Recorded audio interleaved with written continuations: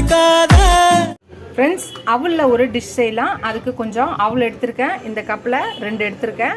இதை வாஷ் பண்ணிக்கலாம். அவளை வாஷ் பண்ணியாச்சு. இது ஒரு 10 நிமிஷம் அப்படியே ரெஸ்ட்டில் விடலாம். ஃப்ரெண்ட்ஸ், 10 நிமிஷம் ஊறியாச்சு. இப்போ இதை மிக்ஸி ஜாரில் மாற்றிக்கலாம். ஃப்ரெண்ட்ஸ், ஊற வச்ச அவலை போட்டாச்சு. 1 கப்பு ரவை போடலாம். அதில் பாதி கப் அளவு இதில் 1 கப் போடுறேன். அதுலேயும் பாதி கப்பு தயிர் ஊற்றுறேன். ஒரு துண்டு இஞ்சி போட்டுக்கலாம். கொஞ்சம் கருவேப்பிலை போட்டுக்கலாம். எல்லாத்தையும் சேர்த்து அரைக்கலாம். அரைச்ச மாவை ஒரு பவுலில் போட்டுக்கலாம். சில்லி ஃப்ளேக்ஸ் போட்டுக்கலாம். ஒரு 1.5 ஸ்பூன், ஒரு 2 ஸ்பூன் போட்டுக்கலாம்.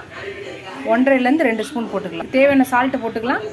எல்லாத்தையும் போட்டு பிசைஞ்சிக்கலாம். கொஞ்சம் கொத்தமல்லி, புதினா இதையும் பொடியை நறுக்கி போட்டுக்கலாம்.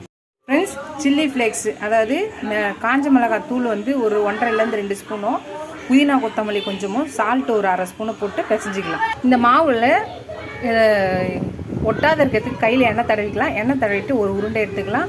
இந்த மாதிரி இட்லி தடவில் எண்ணெய் தடவலாம். இல்லை வாழையில் இருந்துச்சுன்னா வச்சுக்கலாம். இதில் ஒரு உருண்டை எடுத்து உருண்டையை தட்டிட்டு உருண்டை ஊற்றி தட்டி இந்த மாதிரி ஒரு நடுவில் ஹோல்ஸ் போட்டு இப்படி வச்சுக்கலாம். இந்த மாதிரி எல்லாத்தையும் வைக்கலாம். ஃப்ரெண்ட்ஸ், இது மாதிரி இட்லி தட்டில் உருட்டி தட்டி சென்டரில் ஒரு ஹோல்ஸ் இருக்க மாதிரி வச்சு இது மாதிரி வச்சிடலாம். இதை தூக்கி இப்போ ஒரு குக்கரில் வச்சிடலாம். ஸ்டீம் பண்ணிக்கலாம்.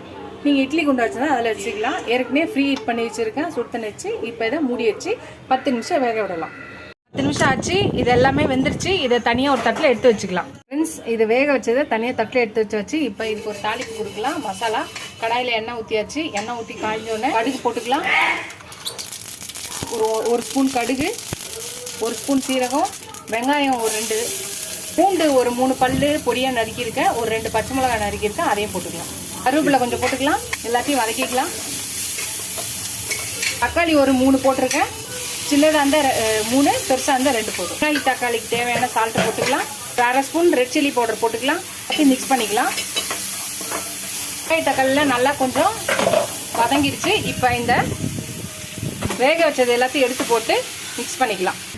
ஃப்ரெண்ட்ஸ், அவ்வளோதான் நம்மளோட அவல் ரெசிபி ரெடி ஆயிடுச்சு. நீங்களும் ட்ரை பண்ணி பாருங்கள். ட்ரை பண்ணி பார்த்துட்டு எப்படி இருக்குன்னு பாருங்கள். இந்த மசாலா கோட்டிங்கோடு அது நல்லா இதாகிடுச்சு. இதை அப்படியே நிறுத்திட்டு நம்ம சர்வ் பண்ணிடலாம். இதோட இன்னொரு ரெசிபியில் புது ரெசிபியோட புது வீடியோவில் பார்க்கலாம். பாய். நீங்களும் ட்ரை பண்ணி பார்த்துட்டு எப்படி இருக்குன்னு சொல்லுங்கள். என் சேனல் இப்போ தான் ஃபஸ்ட் டைம் பார்க்குறீங்கன்னா சப்ஸ்கிரைப் பண்ணிட்டு பாருங்கள். ஃபுல் வீடியோ பாருங்கள். உங்கள் ஃப்ரெண்ட்ஸ்க்கு என்னோட சேனலை ஷேர் பண்ணி சப்ஸ்கிரைப் பண்ண சொல்லுங்கள் சார். என்கரேஜிங்காக இருக்கும்.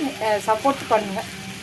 ஃப்ரெண்ட்ஸ், என்னோடய சேனலை இப்போ தான் பார்க்குறீங்கன்னா ஃபஸ்ட் டைம் கொஞ்சம் சப்ஸ்கிரைப் பண்ணிட்டு பாருங்கள். கொஞ்சம் ஃபுல் வீடியோஸ் பாருங்கள். உங்கள் ஃப்ரெண்ட்ஸ்க்கு என்னோட சேனலை ஷேர் பண்ணி சப்ஸ்கிரைப் பண்ண சொல்லுங்கள்.